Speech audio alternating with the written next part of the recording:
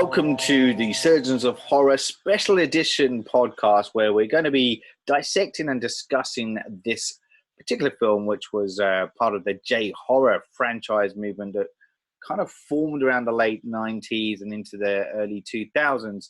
This one is called Kairo, which celebrates 20 years this year, which is a big kind of film.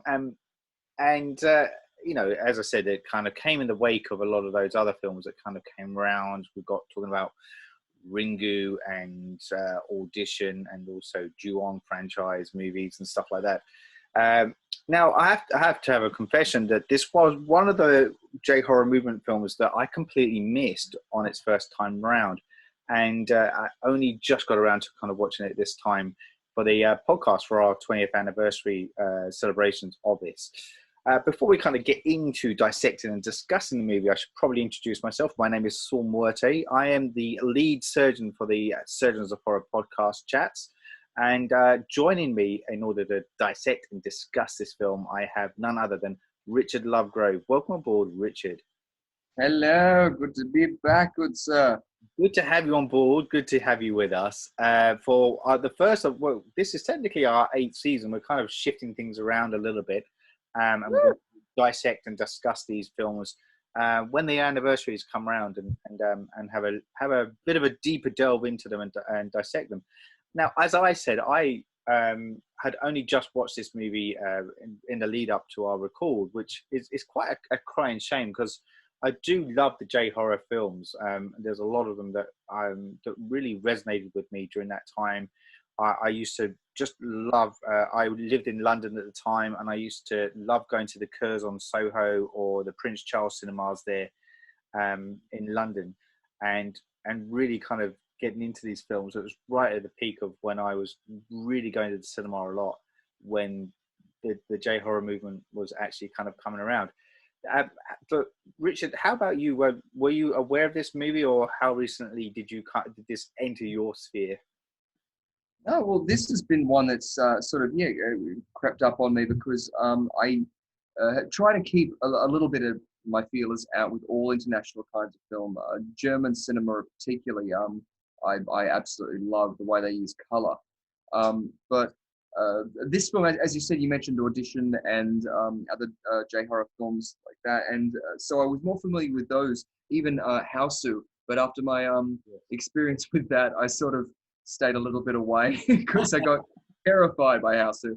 And just that otherworldly sort of, sense of horror that they really exploit really well. But this was good because this was a very different sort of film that I was expecting sort of to see.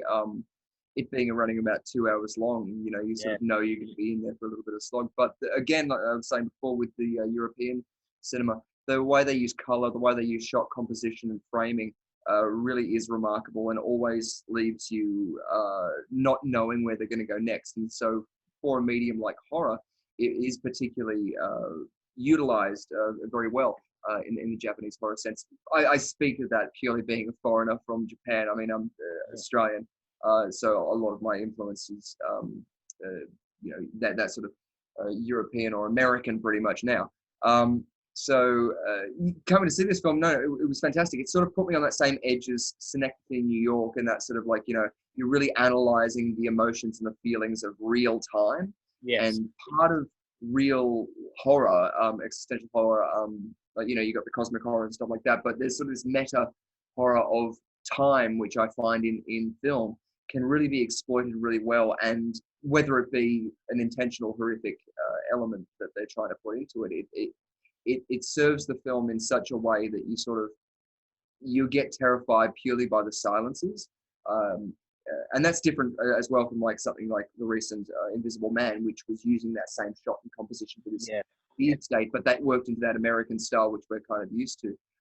Usually when they make remakes, they lose that about the original film, like in The Grudge and stuff like that. I know that was a big thing. So to see the original thing and to see it was only from 2001, I mean, it was really enjoyable. It was, I want to say, a breath of fresh air, but it's sort of like the Al-Azif, that sort of evil wind of Evil Dead. It's like, it's a breath of dead air. Yeah. Yeah. enjoyable nonetheless. Well, look, and this is the interesting thing, because we're kind of coming into this 20 years after the fact, and both of us are coming into it fresh. So it'll be interesting to kind of hear the take of anyone that's listening or watching this video, their take of whether they saw it when it initially came out, because it is primarily looking at like the birth of the internet. So like you know, the internet really kind of came strong in like the late 90s, which is why Blair Witch kind of, you know, kicked off. And we've spoken about Blair Witch before. And this kind of does a very similar thing, but it really looks at the technology of the internet and what it's doing to society and communication. And it's, in that sense, it's even more relevant now. And it kind of, when you look at the subject matter that's exposed in the film, and the theory that the more connected we become, the less connected we are, physically connected as a society. And we're forced into kind of little silos of isolation as a result, and what that does to the psyche. And I found that kind of concept really quite fascinating in this journey and watching that. So that's something that I want to talk about and explore a bit as we kind of delve through the plot narrative.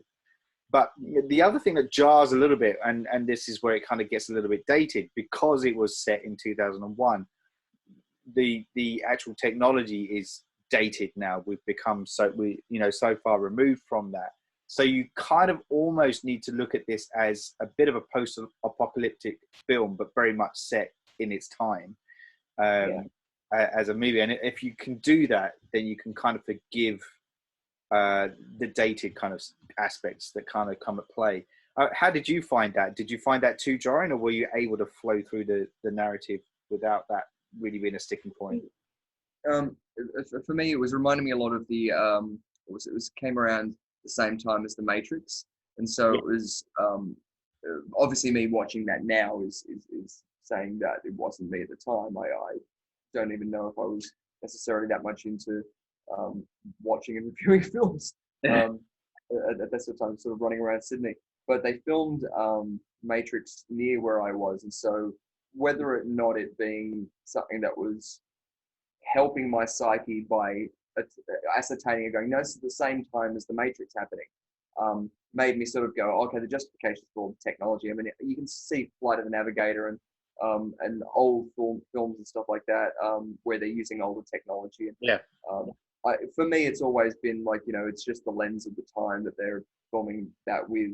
I mean, there was something I saw, one of the earliest films that was like original films put onto reel and stuff like that. I think it was 1906, and they recolored it and they'd done a face replacement so that it looked like high definition.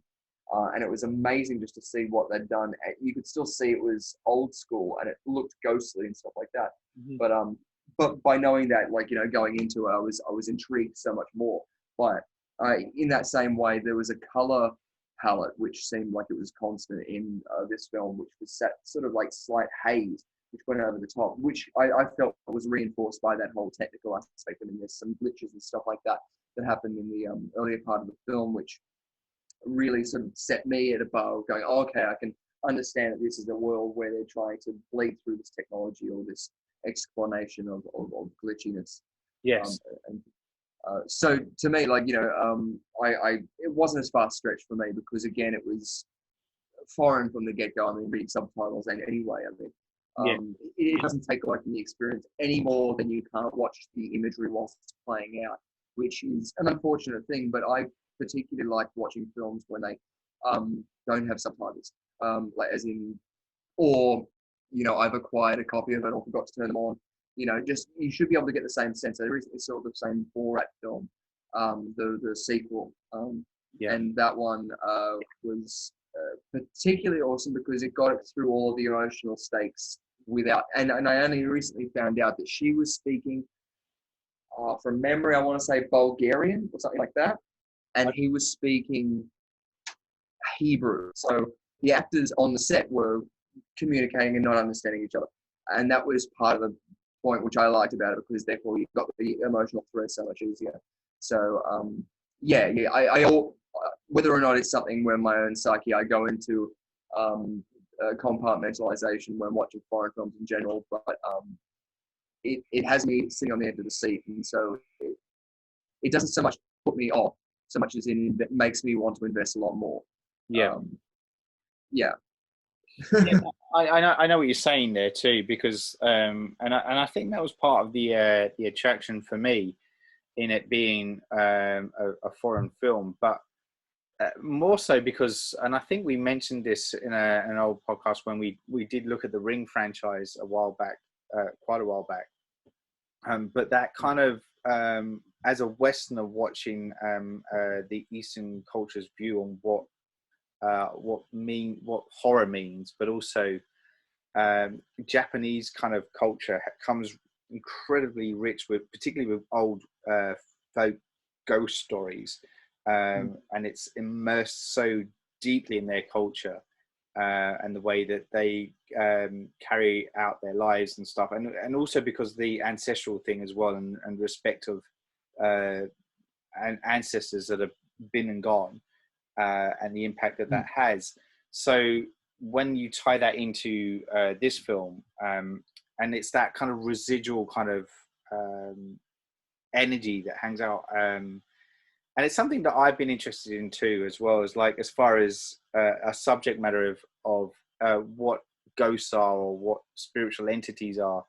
You know, are they merely kind of souls that are trapped, or is it a case that they are reflections of the past being kind of mirrored back to us? And that kind of also kind of ties in quite nicely with this too. Yeah. No, absolutely. Even I love the mythos of different universes and how they explain things like the supernatural. And in this case, even you have that sort of metaphor of them sort of turning into a mark on the wall. Like, Yeah. you know, so there's always this residual energy, or part of another horrific part of existential crisis of life is that fear that we will be forgotten. So even whether it's a good or bad thing, we want to be remembered by someone. Yes. Playing on our minds the whole time too. So I always feel like, you know, with different cultures as well, that is part of it too. Especially when you say, you know, you can't mention them or you can't show photos of, you know, the deceased or things like this, purely because it's trying to keep them in such high regard. Yet in doing so, does it restrict the memory of those being passed on to others? Which again it brings into the whole technological age, because part of that fear is like, you know, and now we've got the whole fear of what's being recorded, who's seeing our information. You know, at that same time, they would have had these same fears. I mean, from the 80s, the personal computer was only really owned by people and households that were expensive or worked in those industries. Like, you know, parents would bring home those big box computers. Yeah. Whereas in the 90s, that when it was the start of the hacker sort of like, you know, idea, you know, not necessarily saying everyone was hackers, but because the misunderstanding of what the technology was capable of really made everyone think, oh, so any vigilante out there on the internet can really get hold of your credit card details and, you know, go crazy, or which you need a lot of dedication for. Yeah, absolutely. But it's all those same fears, like, you know, yeah. And I think technology, regardless of where you come from, would be something as unexplainable as the supernatural. So to blend those two things, it's always an interesting thing. Yeah, definitely, and I think that's why this it's interesting, because when I'll tip my hat straight away when I first watched this in the lead up to the podcast record here. I found myself instantly kind of comparing it to the other J horror films that really resonated with me, and I found that my instinct or my immediate reaction to it was that I felt like this one was a bit of a lesser cousin. It didn't haunt me as much, and yet the more I was thinking about the film, and the more that kind of the underlying message within it, the more it stuck, if that makes sense. So I kind of, by the, you know, now that we're chatting, and I was thinking about it just before we were rolling as well, that there is something about it. There is that kind of underlying kind of fear within it, and I think that's what stuck with me, and I think there's some kind of I really loved the initial kind of the opening kind of section of this film, and the way that we're drawn into this kind of world and the narrative that unfolds. And I think if anything, it's just I got a little bit lost along the way, and some of the elements didn't mix or hit me as well. And maybe I'll explain that a bit more when we go through the narrative. But how did you find the journey through the actual film itself there, Richard? I think I've lost you. I'm going to pause. The panning shots and the shots that sort of would rest on a lot of the people. Because there was so much information in there, I was allowing myself as well to rest. I might have been doing things at the same time as well. So I'm sure I didn't catch everything that was happening in there. But yeah, that's what I mean about the time. The way it sort of like, leaves you after it's sort of like, feeling like this, I don't know. I want to say it's like a gas resting on your belly, like, as in this sort of like, discomforting sort of feeling. Again, like Synecdoche sort of left me feeling, but omniscient dread, like, hanging over the top. But again, it's the way as well, like, it was been shot as well too, that it resonated with me because, like, again, the dialogue, I wasn't concentrating too much on that. But you still got the sense of it, and the imagery as well. Like, even the scenes when he's hung himself as well, and the way they've contorted the neck. Yeah. Like, it's just images that sort of really stick with you. Yeah, I'm gonna try and throw in a couple of those kind of images as well, because I guess the other thing that we haven't kind of touched on yet is the subject of suicide, because that's incredibly prevalent throughout the whole of this film, and it's those people that seemingly are trapped in this no man's land, and the fear of not being able to escape or kind of be eternally damned, and they feel like they have no option but to kind of end their life, and this is and because again, Japanese culture and the subject of suicide in Japanese culture is incredibly strong, and dates back centuries, with the impact that has on the soul, and where the soul kind of remains eternally doomed as a result. But it's it's kind of that, to me, I found really kind of fascinating and relevant to today as well, even more so, and I found that the subject matter with that. So that's what I was meaning. Like, there was a lot of elements of it that, as I said, the immediate reaction I had from watching it was lesser than its cousins in the same field. But then, the more I kind of thought about it, the more impactful I found the film was. It's really stuck with me ever since. That's just one. It's not one of those ones that really sticks out in my mind as any particular moment overall. No. Yet it has that dread feeling, like, that will that's most of the horrors that I love nowadays are usually the ones that'll make you a couple of nights when you're trying to get to sleep, and you'll think about something along those themes or something like that, either related to yourself or just the world in general.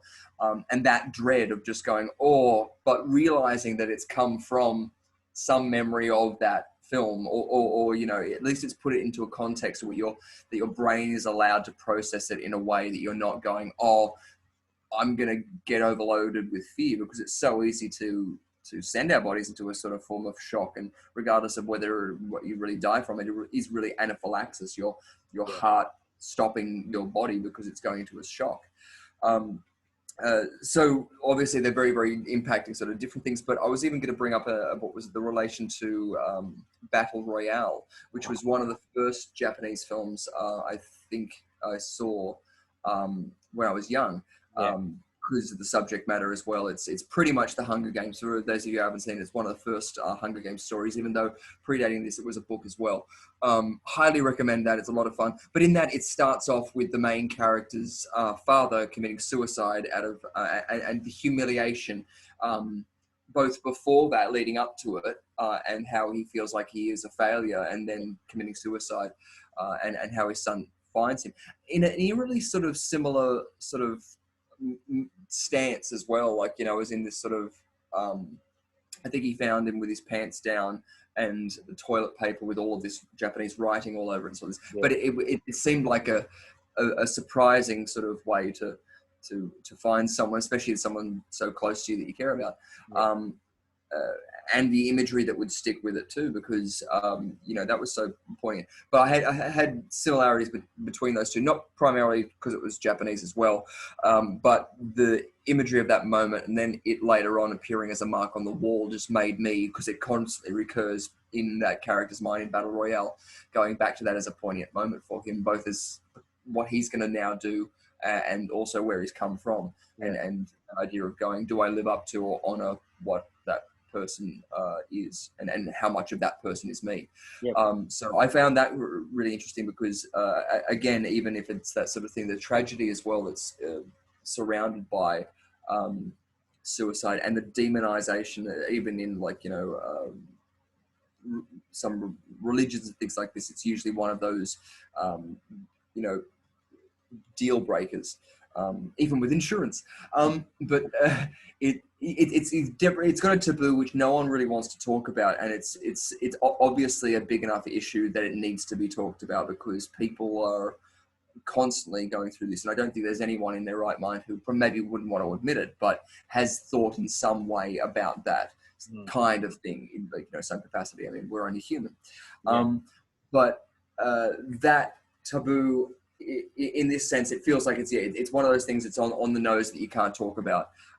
But again, coupled with the internet too, I mean, that's one of the biggest reasons now where we find out so much information about what the psyche of these young people are doing. There's so much now communication, and a lot of groups too that have started up out of podcasts or call-in shows where people can discuss these things anonymously, and to people who are either trained professionals or kind-hearted enough to take the time to try and want to make people see a different perspective. And if that's your gateway into that is through a horror film, then at least it'll get you talking and thinking. And I guess, and this is the rub, isn't it? This is exactly what this film is talking about. It's to come full circle again. It's the birth of the internet, and it's this kind of fear of society becoming so fragmented and separated from one another that we become isolated and withdrawn and depressed, and then ultimately leading to ruin and potential suicide. And that's the horrific part of this film, and part of this bubbling energy that comes along with this film is this kind of need to connect to people, and you see it a lot with the characters are trying to kind of physically connect with people, but or slightly missing each other, or in their conversations and stuff, that it never really quite marries, and it's quite interesting. Like star-crossed lovers, in a way, there's aspects of that come into effect in the latter half of the movie in particular. There's a musical that just came to mind which is similar to that. It's called The Last 5 Years, and it was I can't remember the guy who wrote it. It's on the tip of my tongue. He's got like 3 names, like Robert Jason Brown or something like that. But the story takes place where one of them is heading forward in time, telling the story forward in time, and the other one is telling the story backward in time, and then they cross over in the middle. But it's this a beautiful musical. It's absolutely gorgeous. The story and the songs in it, highly recommend it. But again, it's that communication, and in film too, you can play with those things, because even if it's just saying something and a character missing it, or displaying something that which is spooky enough, or did I see that in the background, or am I seeing that reflection in the screen right? It's the medium in which it'll ask those questions and leaves it up to the viewer to be able to put your own narrative in there. And usually that's the case where the person will put themselves in the protagonist's shoes, in a subjective story anyway, which this feels quite, I don't know, objective to maybe it's just the way it's shot. No, that's right. Very good points. All right, so look, we've come in whittling on a little bit. Let's just start kind of dissecting the actual kind of narrative a little bit more. And the only way to really do this is to kind of, because essentially there's two stories that are kind of being told parallel. So we kind of, it's probably better to talk through one story and then talk through the second story. Even though, like, I know the opening scene is that we're on this kind of like not a cruise ship, sorry, Shipping, like a freight carrier kind of ship. Yeah. A shipping container ship. Shipping container ship, yeah. Yeah. And we do see this one woman who's kind of like just staring off into the distance, across the horizon, essentially.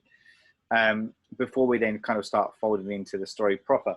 But yeah, for the sake of just kind of looking at, as I said, dissecting this film in itself. So one part of the story is that we meet Kudo Michi, who is an employee at a plant shop, who has recently moved to Tokyo, which is where most of this film is set.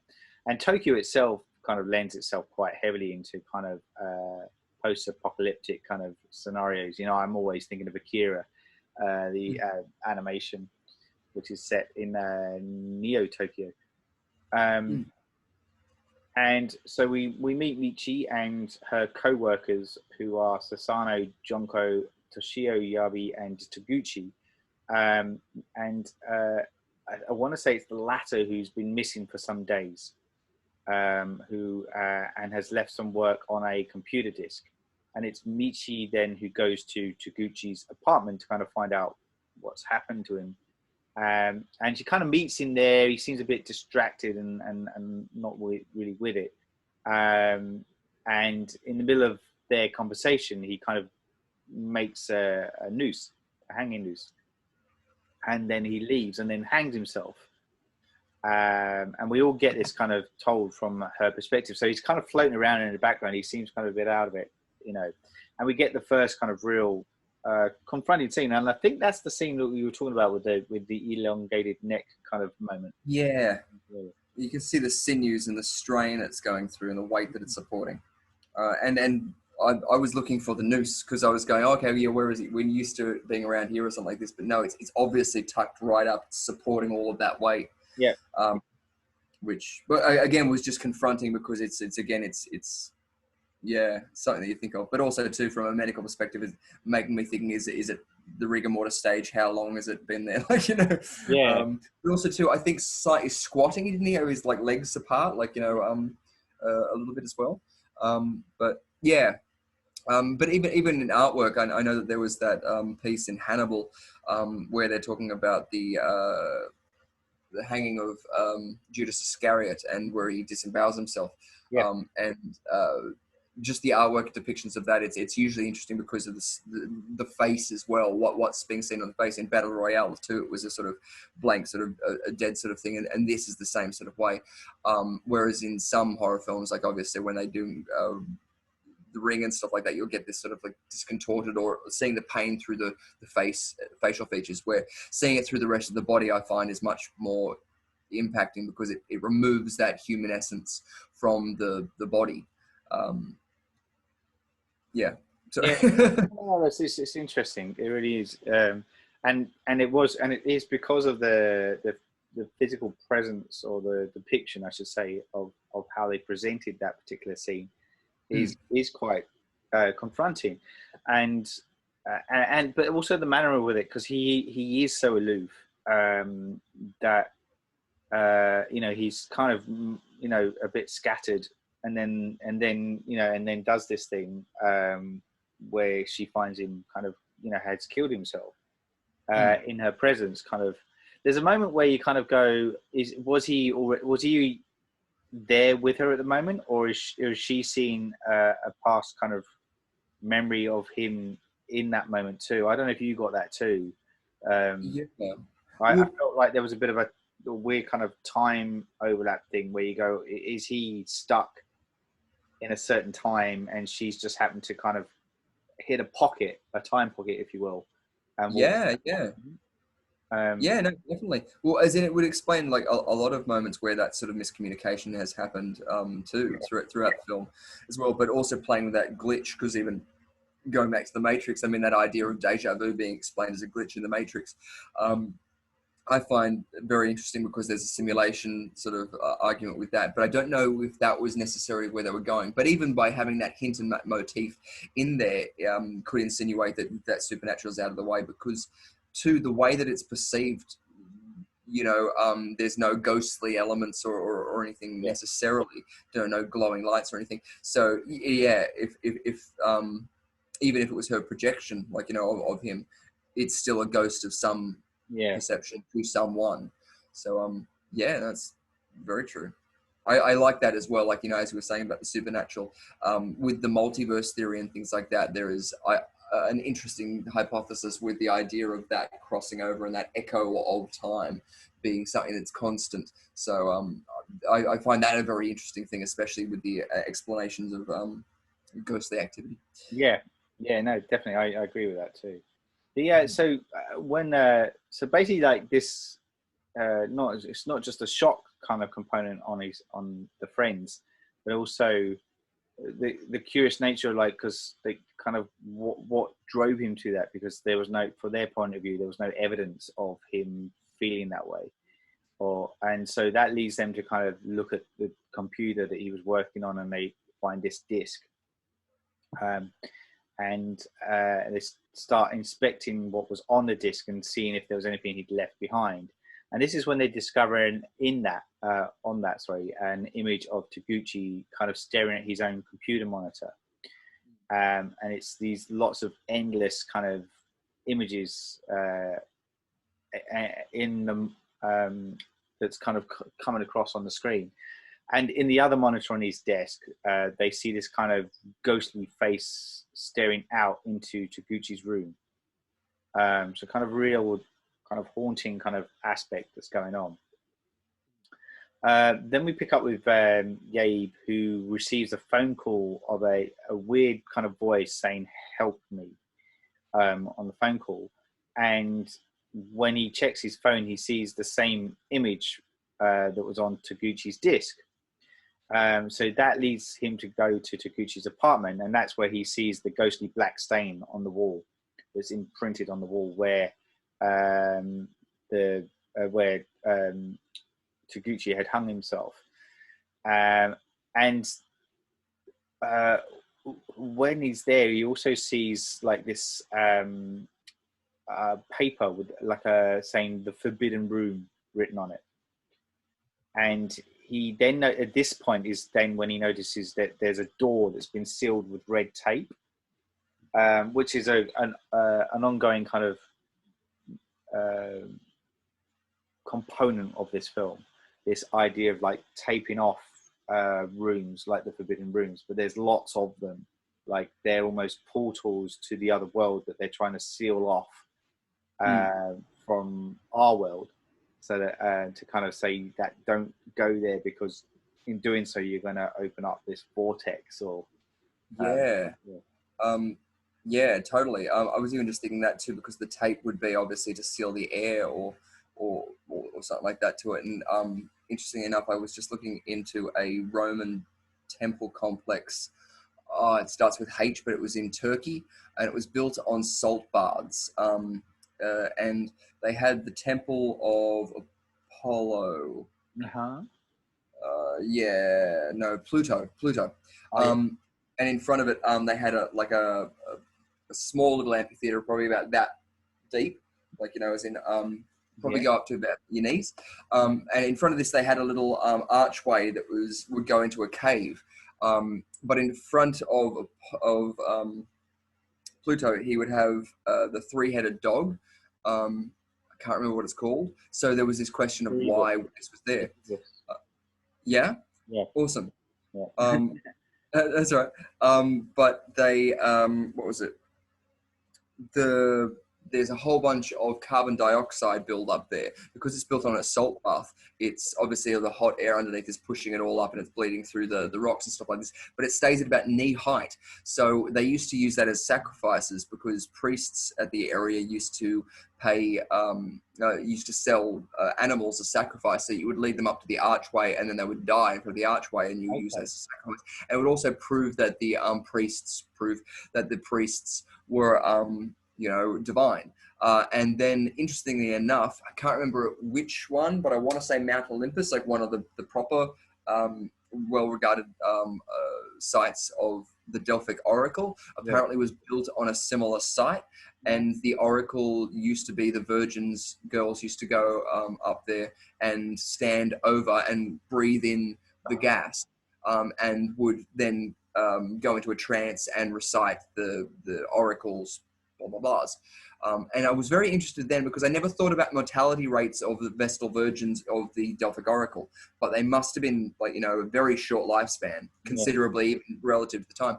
But this idea was what I was getting at, is that I never even thought of an actual gas being or external source in a spiritual sense being used and exploited in this way. So it made me think that when you were saying too, because I even just thought of it then, not even when I was watching it, but sealing up of the rooms obviously is to do that. It's bad air. If you look at the Necronomicon, the Al-Azif means the bad wind. So everything in a spiritualic sense usually comes from that, even to the point of it, our base understanding of what atoms are, yet we've got atoms flying around us everywhere, yet it's to us completely invisible. So I think that too plays on this idea of that supernatural we don't know, and so we were sort of pull in everything. But sorry, that just made me just go, oh, everything's connected. Made me think that it was their justification of that supernatural being a gas type sense, which usually in like supernatural senses it's so very different. But we know later on, I think, what was it? They end up just closing the door, and so it's unsealed, and I don't think it gets out at that point, or at least it gets something it's here. But that's just an interesting little side note too. Yes, that's really cool because I hadn't really kind of weighed that up, but I really love that aspect of it. Like, if we're talking about, they talk about, that there's no room left in the spiritual plane, so that's why they're kind of seeping into our world. And we only, like, if you talk about anything that's like a contagion or a disease or something, you have to try and kind of isolate that, and they'll seal up rooms in order to kind of stop things coming out. And even if you look at the plague, they have the red kind of cross kind of painted on it. So again, the image of red is kind of a prevalent kind of image as well, to kind of use that. And it seems like, often I'm jumping around a bit, but when they need tape, like to seal off a room, and they're stumbling around, they find something. It's always red tape. It's that it's not like your black gaffer tape. It's kind of or your duct tape. It's always the red one. So you're like, oh yeah, that's handy. Okay, so so this is where so Yabe is the one that kind of finds the red tape, the sealed door, and that's where he encounters the ghost. And I want to say that's the weird kind of female, kind of glitchy kind of ghost figure. Very much, looking at, Samara, Sudoku, and the like, with the black, long black hair, kind of from the ring. But also there's a point that she kind of almost crawls at one point, and then is really quite distorted, and then all of a sudden she's back up straight again and walking very. So they filmed that in reverse. And then they just reverse the footage. So like you had the actor moving in reverse. But then you've also got to, I was even thinking more, I think with Mama, the one where they paid. There's an actor that they get to do this. Obviously it's a contortionist. But this particular actor is quite tall, thin, and contorts themselves in quite amazing ways. It sort of reminds me of when they get in these special artists in another musical called Across the Universe. They had a particular person who auditioned, and his dance style was literally just sort of jumping around erratically in circles. Wow. Sort of like the religious spinning people.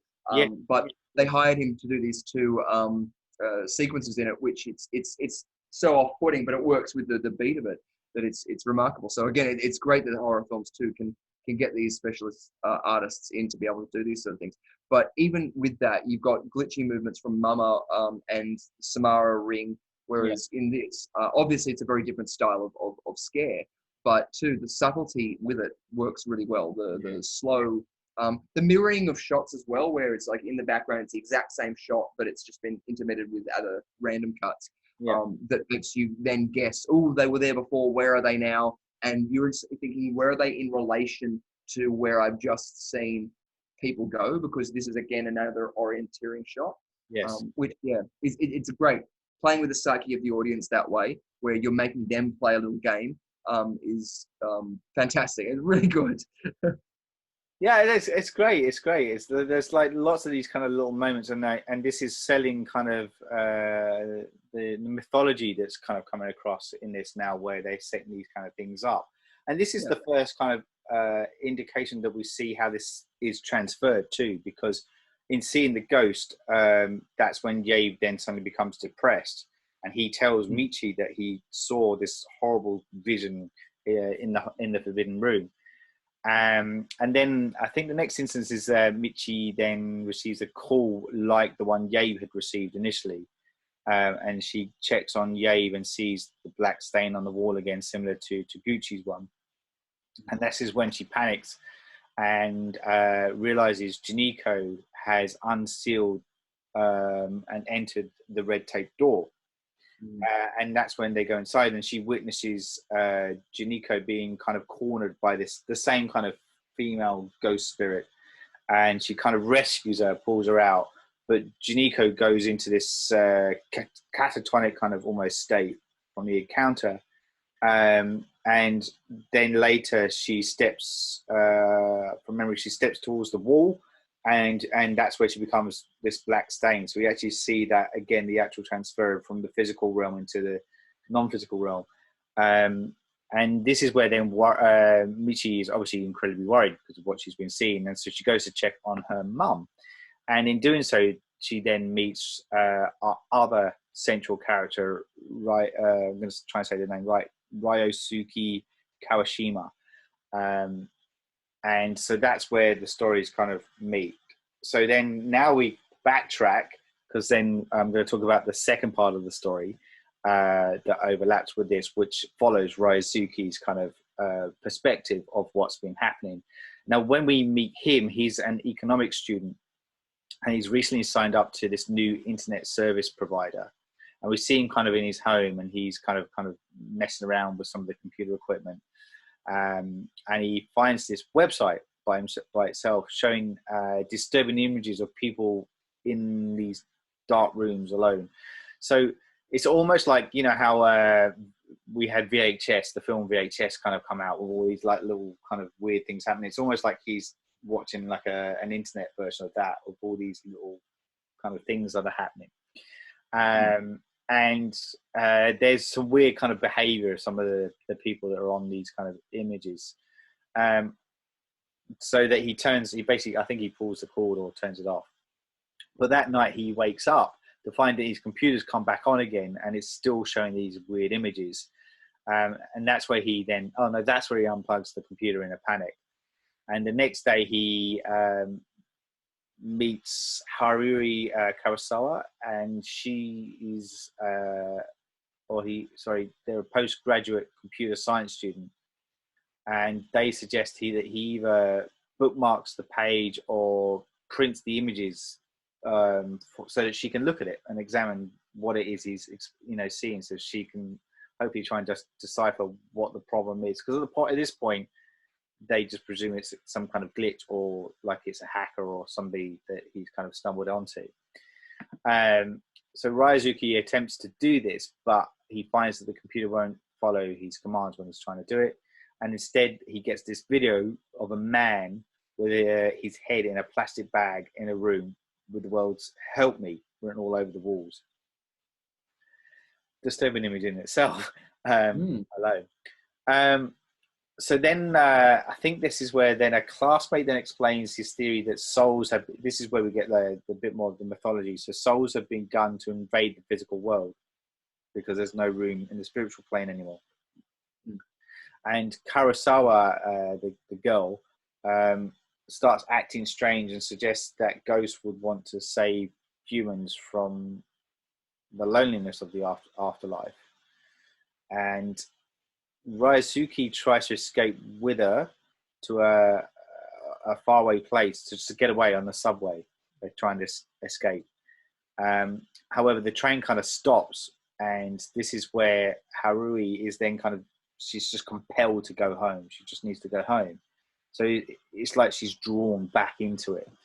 And they get kind of separated, but it's never really explained why or how that happens, but they are separated. And Ryosuke then kind of gets back to her apartment, and she's there, but she's claiming that she's not alone. And when he gets in, she's just gone. He can't find her anywhere. And then he starts noticing that more and more people are just vanishing across Tokyo. And it's almost like this evacuation process has started coming up, or even like an invasion of some kind. So this is where I guess the post-apocalyptic images that are coming about. And you get those sort of like Vanilla Sky moments where he's walking through a street with no cars, and was he walking through a vending machine? I thought he was going to open it and it was going to be like in the Monty Python Meaning of Life. It was going to be a doorway and he was going to walk through it. Yeah. Well, Eric Knight gets out of down, Mr. Brown. Nice. Yeah, so then we get so what happens there? So then this is where Ryosuke then meets Michi. So this is where coming up about face where the two worlds are starting to collide with the two central characters. And this is where they find Harui is in an abandoned factory, and she just shoots herself, killing herself. So again, this kind of image of suicide coming up. And Ryosuke and Michi get into the car, but it runs out of gas. And so then Ryosuke then goes into this warehouse again to search for the fuel. And he opens the door with the red tape. There's another door, one of these doors in it, and that's where he sees the ghost. And now this bit here, I want to ask you, we'll pause here for a second, because I'm going to ask you, this ghost is kind of like really, really kind of, it's not really in the realm, or not, it's not the physical presence, it's very glitchy and stuff like this. Now, this is the part where it kind of lost me a little bit in as far as any kind of technological kind of representation of these spirits comes across, because it to me felt very late 90s, early 2000s. And I felt like the datedness kind of component crept back in with its presentation of this spiritual manifestation. And it just didn't click with me the way the female spirit did. I don't know, how did you find that? I'm just trying to remember it. I'm trying to think of when the glitchy ghost was. I'm just it's in the warehouse bit right towards the end, and it's like, and I think I want to say from memory, like the voice is also a little bit distorted as well. But it felt like oh yes, I kind of sci-fi TV shows that used to get that were on late night TV. Yeah, that's the dude. Yeah.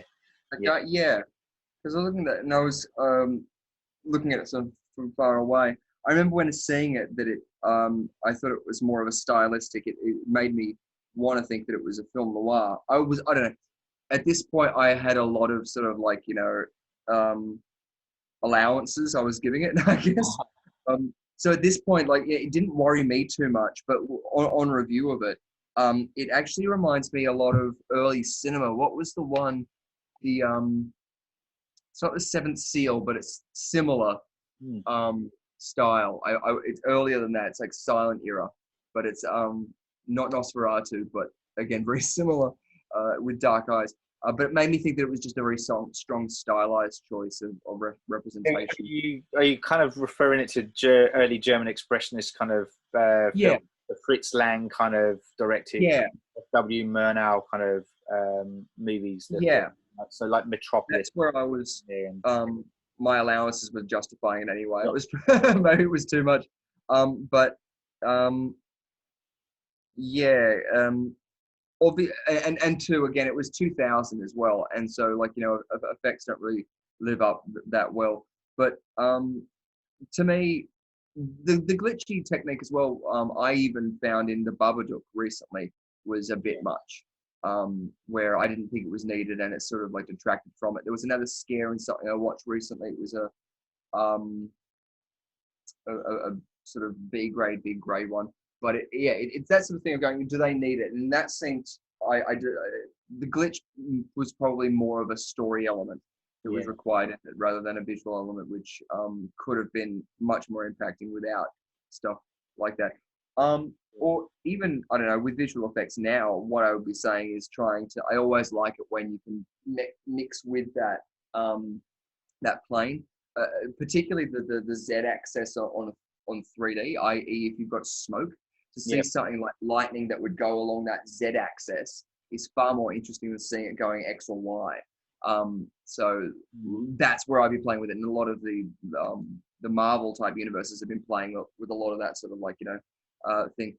But for me, it wasn't too much. It didn't really even feel, it felt more of like a boss moment when it was happening too. Yeah. So I think more of my impression was going, where is this going to go to next? What's going to happen after this? But not going to that next stage where it's not a boss fight is far more interesting because it keeps that ball rolling on what's happening next. Yeah, absolutely. And no, it's good. Thanks for that input, because because for me it jarred a little bit, but there was like earlier moments for me were a bit jarring, but even like a lot of the long shots, I kept on getting not taken out of the story, but going, oh, why is this still lingering? Like, and cut now, like, and stuff like that. But because of that pace, it's setting you in this sort of like hypnotic rhythm so that you can get more invested in moments like this. And again, objective shots as well, where a lot of it is central based or horizon and the center of the shot is in the middle of the frame, therefore making you see the thing more from an objective standpoint. Yeah, true, yeah. Excuse me. So when we see this ghost, though, this entity towards the end in front of Ryosuke, this entity kind of basically explains that death is this eternal loneliness. So again, this kind of the fear of being abandoned or alone or disconnected. So when we die, we die alone, and he tries to so Ryosuke tries to resist this kind of this influence of this presence that the ghost is impacting on him, and this kind of losing the will to live. And he's trying to push that back, and this is where Mishi kind of drags him out into safety, and they just randomly are driving through Tokyo, which by this point really looks apocalyptic. There's like burning kind of buildings and cars and things all over the place, but not crazy like Walking Dead style. Like, no. I like how it was absent of everything. Like, there was maybe one car in the street or something like this. Yeah, that's right. And reminded me, so for me, for some reason, I know, like, you'd have much more experience in this, but it felt like driving through like a city, like a Japanese city that was built on an English town. Maybe it was just that haze or the color scheme of it, but something made me feel like it was driving through England. Yeah. But I was even going to say too, when you were talking about that, the ghost saying how it's an eternal loneliness. There was a film I think recently with Joaquin Phoenix called Ghost, where it's he dies and the film is him in a white sheet, and it's just time continuing. He sees everyone he loves die, that everyone in the house change over, and then it's like till it's just a desert and everything like this. And that sort of existential, like in a sort of view of that eternal life. But part of that is too, from a skeptic point of view, like, the idea of going, that's part of the reason why the supernatural, until it's seen to be visceral in this natural world, isn't something that I feel like needs to be regarded with any more interest than Bigfoot or Santa Claus. Having said that, I love Santa Claus and Merry Christmas to everybody. but it's the same question that you would say after you die, whether or not you had consciousness before you were born. I Yes. can't even think of haven't got any memories before I was real 5. So it makes me think that if I die, and this is the idea of going, yes, but you're going to live on in internal torment or neutral or heaven, Yeah. am I going to be even consciousness with it? Because I know every time I go to sleep, I don't know if I'm the same person in the same world, in the same simulation. All that I get is the information that leads me to believe that when I wake up, it's the carry on from the previous day. Yes. And until there's anything that interacts with that to the contrary, I'm going to leave it up to the people. Like, me learning English makes me go, okay, etymology then seems like the only sensible way to go about it. Otherwise, there's got to be another language. Just standing on the shoulders of giants purely make us smarter every day. But within that, the mythos of what our brains do to justify that, and even that existential crisis of what happens afterwards and will I be remembered? But coupling that too with, as you were saying before, about the plague, I mean, that whole theory about the time at which you had to bury the dead. I mean, the Jewish religion, I think it's 3 days. I think mainly because of that disease element. I mean, obviously you don't want to stay around a rotten corpse for too long. My cousin used to fly bodies across Australia when he was training and stuff like this, and the stories he would say of them slowly going or sitting up in their coffins and stuff like that, purely because the gases are expanding. Yes. It's so remarkable and so easy to justify with so many random things. That's why I find the Reanimator so interesting. Yes. Because it's about that, and then from that too, you've got the AI, which is with the technology of the 2000s, this emerging thing. But now we're starting to discuss the consciousness of what AI could do with that idea, and that's obviously way back from the 80s when we've got Terminator, which it's like, they switch. I love when realizing that in the Terminator they switch on the machine to protect, and that's all it's got to do. It's got to protect itself, but because it's a computer, it protects the computer, wipes out out every threat. It's fantastic. I love that idea of just going, oops, we forgot to carry a one, but it's that learning from those mistakes that makes it so much more interesting. And using a film like this, that whether it's further impacted because I'm foreign to Japanese film, or whether it's just they know how to work film and color and effects and story, it really communicates all those dreadful aspects, which then make you linger afterwards of having that inner thought process where you've got to then process what am I thinking from that. It's a real kind of ethereal kind of response that I personally get from it. And again, like, we're both kind of white Western kind of guys watching this, but that was always my take on it, and that's why I always found Japanese horror really interesting, and and I always gravitate to them because of that. I like feeling when I'm watching films, and that's what these films do. They make me feel at the end of it, and that in itself is doing something. Do you know what I mean? So and that's to me is part of its appeal. Absolutely. So let's just kind of look at the climax of this film then, of Kairo, because this is where so we have Michi and Ryosuke, and this is where they come across there's a cargo plane that crashes from the sky, and then they kind of find this little small motorboat they hop into, and then they come aboard a ship which is departing from Tokyo, which is coming full circle from the beginning of the film with this kind of. I was going to say, if we're talking about dodgy effects, I felt like that plane was a bit dodgy. Oh yeah, that was a little bit of color correcting that. I needed it. I mean, like, love it. And so then this is where we find that there's a small group of survivors, and they basically kind of explain that they've had similar events happen all over the world, and the ship is heading to Latin America. It doesn't say exactly where.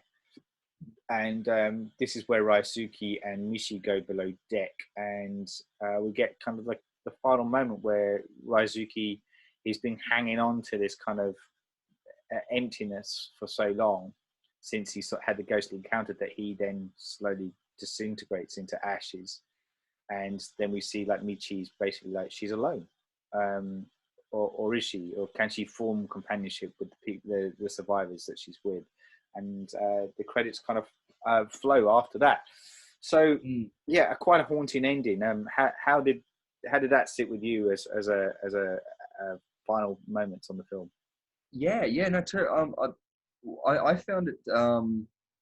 It's such a nice moment too, because it also makes you think of the idea of loss, not just as a life, like, force, but it also in that moment made me feel like that was where a relationship was ending. It was more metaphorical, and I don't know whether that was intended or not, but it felt like that because you see that transition away, and then her sort of like, feeling like, yeah, it's her alone, coupling with obviously everything that was before. You know, the whole suicide thing being so private that you only realize the person was suicidal, you most of the time is too late, because this the taboo nature of being able to talk about certain things leads people to have extreme sort of repercussions, or act out in desperation when it's too late. Felt like that was that sort of same thing, but that, I don't, not apathetic, but it's that sort of it's constant. It's that dull roar of constant air going through a tunnel, that made me feel like it was that. It was coming to terms with loss in general rather than the loss of life. I mean, like, but yeah, it's like, coming back to something I think you were touched on a little bit earlier in the discussions too, is like, if we then look at the film in a different way, if we are watching these people and they are all online at the time, and we're watching it within that space, and the moments that they fade into black is where they disconnect from that kind of reality, So then, coming back to what you were saying about the relationship, if that was the end of that relationship, if that was them disconnecting and no longer, from Mitchie's point of view, he's no longer connected to her anymore. He's become disconnected. In that, I don't know if I'm reading too much into it, or kind of adding another. No, absolutely. We may very well be doing that too. But it's an intriguing discussion too, because the idea of life lost and that whole memory thing is because of the expectations we had, and the memories we wanted to continue to make, or as I said before, like, it's when we realize it's too late. Oh, we didn't do this, or we had the opportunities to do it, but we didn't do it, and whether or not it's eating yourself up about it, too. Because even what was it, Jordan Peterson, who's a psychologist, was talking about the idea of when in relationships loss happens, and it suddenly happens in a relationship where it's ended and you didn't expect it, that it might be that idea of going, when someone says they want to leave, it changes everything that previously your thought process was expecting about them, i.e. going, oh, okay, so I thought they were this person, but obviously they weren't. It was either they were deceiving me or I was deceiving them, So that sort of mentality too, because even when you were talking about this idea of disconnecting online, I imagine the whole thing being played out like it was a game, i.e. everyone in this film world knew that they were online playing a virtual world. And then, this person leaving is the same as them disconnecting, and not like, saying, oh, we'll catch up later on or something. Yeah. Or it is as blatant as that. And this person who has invested in this person has suddenly gone, oh, I wasn't expecting them to just log off. But they did, because it's just like, well, I've got to go to work, or I've got to whatever. Because I was reading something, I can't even remember where I stumbled across it though, in lead up to it as well, like this more modern film Unfriended, which was looking at like the social kind of, again, using the horror element, but using social media and the negative connotations that has, and they play on the idea of a spiritual kind of social kind of component where somebody unfriends you. So you can see where that would be like the logical next step from Kairo, which we're discussing now. It's actually that. Oh, sorry, I was just going to say that film Unfriended, which easily could have taken examples from this.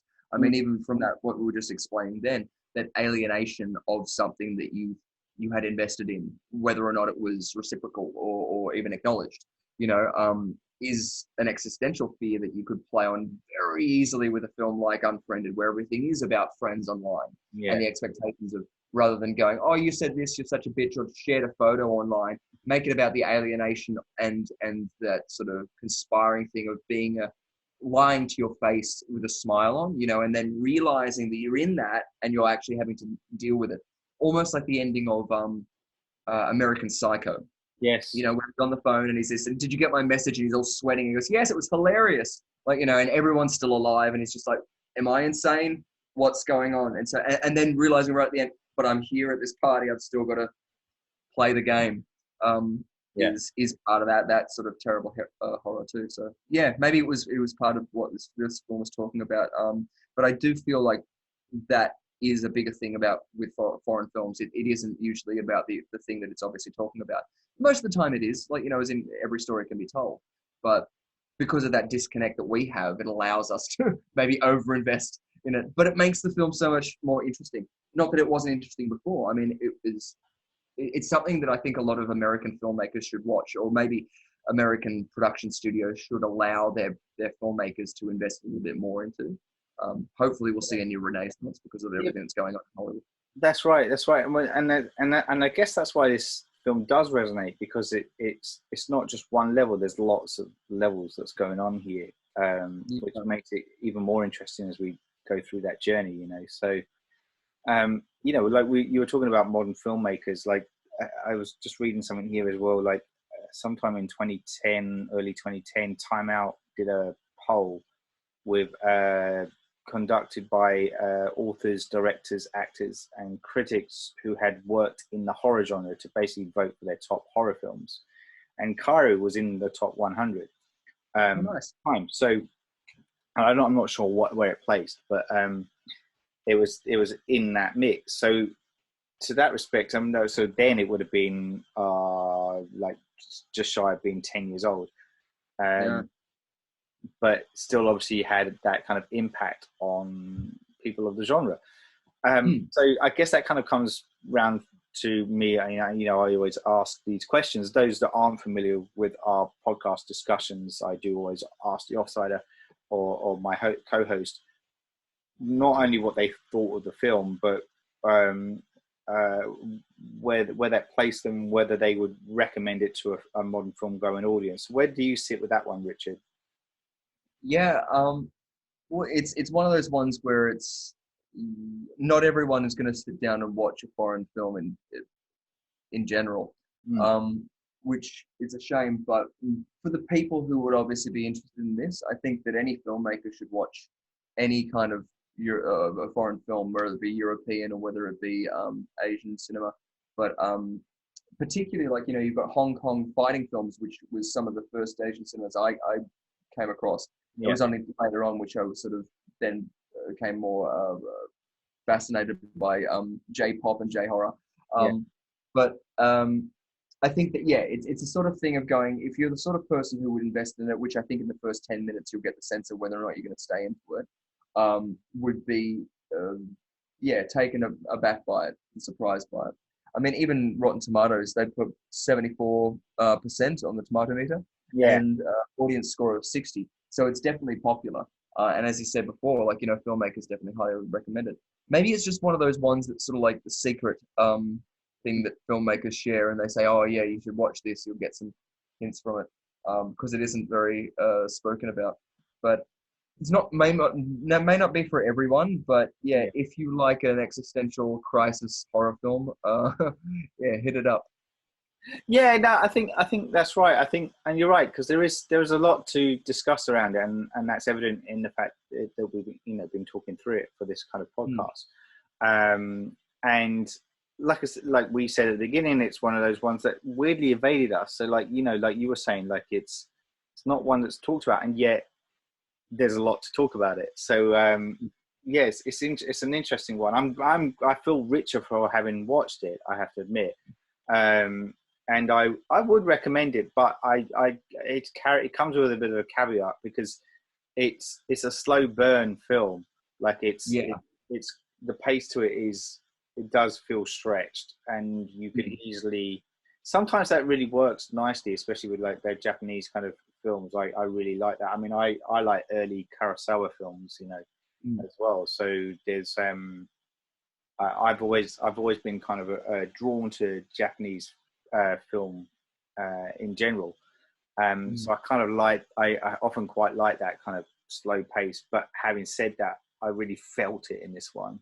So, and I think if I'm feeling that, and I appreciate that kind of aspect of the film, I think people that don't might find that really kind of a negative component to the film. And the dual narrative that's kind of coming into play as well, which again I really like that. But then like some people might be going, well, who am I following here? Because there's a lot of different people that are at play, even though it's essentially you've got two, like I said, two stories. There are times when you're following what was the guy's name that goes off and discovers Takeguchi's place. I'm just going to give me a second. Taguchi's place. I mean, Yabe. When we follow Yabe going off to discover Taguchi's place again, and he's the one that we first physically see getting kind of infected. So there's lots of like these little elements that are nice, but I feel like those that are used to Western storytelling with the action being kind of incredibly kind of fast paced would get a different respect for it. I guess the last thing to also mention is that this did get kind of made Western. There is a Western version of this film, came out in 2006. I want to say Wes Craven actually produced it, not definitely produced it, not directed it. It fell under that banner. And the other thing I was going to add too is like we were kind of relating this to other Japanese horror films of the time. So with your Ringus and your Ju-ons, they all spawned their own kind of franchises, sequels and the like, whereas this didn't. Whereas the Western version had 2 sequels, I think. So it had more life in a Western audience to kind of retell that story than it did in the Asian community. So I kind of wonder why that is, and I don't know the answer. And there might be people that love this film and do know that answer, or did it not need one from that perspective? Does it deserve to sit in its own right? Well, very rarely in filmmaking is it that as in the artwork wins out, like as in the message or the artwork is a prominent thing, especially in Hollywood. I was even thinking it probably might have even been the sort of thing of purchase on the back of making 3 films. I know that in the horror film franchise, I can't remember which one it was, but it was one of those ones where it was like Friday the 13th and had thousands of different ones. And so they'll buy a script for a different film that's horror based and then just tweak everything around it and sell it with the name. I think they did that with one of the Children of the Corns. Hellraiser did it as well. The Hellraiser Critters did it. 4, 5, and 6, I think, from memory, have nothing to do with the storyline. I want to say Psycho did it, I think, as well. But yeah, it's a shame because that's where you get that idea of the first film concept being brought out of something that doesn't end up doing it. The other thing is too, maybe all of the film people who worked on that ended up getting jobs elsewhere, and it was they got what they needed to out of that story and were able to go and pursue other things. But was the remake, the American version of it, was that called Pulse? Yeah, it was called Pulse as well. Yeah, I'm pretty sure it came so I've never seen it, but I'm pretty sure. I can see one for 2011. Wes Craven. Is that it? Oh, it doesn't say Wes Craven anywhere on it. I thought it was. Yeah. So 2006 American horror film written by Wes Craven. He wrote it. He didn't produce it. Oh, nice. So but it was based on the film we're talking about, Kairo. Yeah, I was even going to say for those Bell. Oh, Kristen Bell. So she's great. She's Reefer Madness, among other things. But I was going to say, as a segue to get them into that film, even the discussions what we were talking about the supernatural or technology in that basis. But even if it's something about the artistic way, I mean, they shoot things. There's that sequence where one of the characters has like a hood on. You can't really see her face because it's in shadow, but she's having a drink. and she's like reaching out. I mean, they just filmed some of the most basic things in the most artistic ways. So you could easily make a segue with that, or like have an early basis into it where you show them like the host. Because I was just thinking, that was a film that I'm now thinking I should watch again. But you know, just to get them in that realm where those longer moments won't be as impacting. Yeah. Rather than showing them, I guess anything it's an American remake, just because there's so much they skint out on it, and as you say, so many filmmakers recommend the original. But yeah, sequels don't necessarily dictate success. No, that's true, and that's evident in a lot of film culture. Really, it's rare that people will go on and. I really think Hellraiser is probably one of the big ones. Probably not the most onto it, but it was one. The first book was so told a much broader story. Yeah, absolutely, 100%. All right, cool. Well, I think on that note, we've kind of come to the end of our discussions on Kairo. And let us know out there if you are a fan of the film. Have you not seen the film, or you watched it when, as I said, back in 2001 when it was released? And what was your thoughts of it when you first saw it? Let us know, because we're always keen to kind of hear and have a chat. Hit us up on our usual kind of platforms. You can hit us up here on YouTube, or otherwise on Facebook, Instagram, and Twitter. Until then, I'm your host, Saul Muerte, and I'd like to extend my thanks to my co-host once again, Richard Lovegrove, for joining me for this podcast. Good, sir. Godspeed, and thanks again. Goodbye. It is good speed. You should tell me who you got it from.